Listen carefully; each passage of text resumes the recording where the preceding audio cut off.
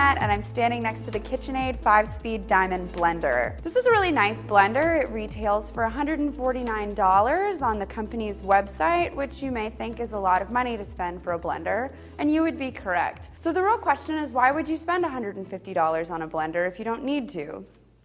There are a lot of nice features about the KitchenAid that have kind of brought me over onto its side, such as the 60-ounce pitcher, which is really generous. And the interface is really easy to use. They don't overcomplicate things with this blender. It's easy to figure out exactly what setting you need to use depending on what you're putting into the blender.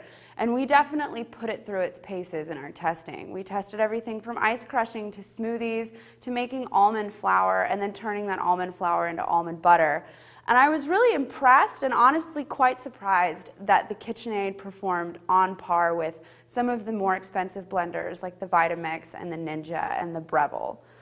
This isn't an especially large blender in terms of the width that it'll take up on your countertop, but it is taller, and this has a lot to do with the shape of the pitcher. We were originally skeptical about this shape because it's kind of old-fashioned, and that's KitchenAid's hallmark in a lot of ways, is old-timey kind of appliances that look like something your grandma used to have.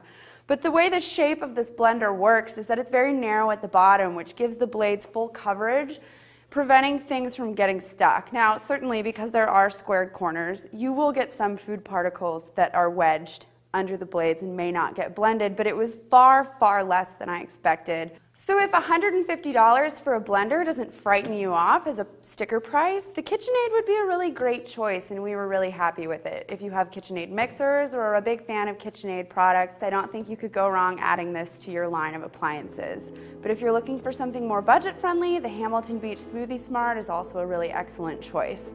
For CNET with the KitchenAid 5-speed diamond blender, I'm Katie Pilkington.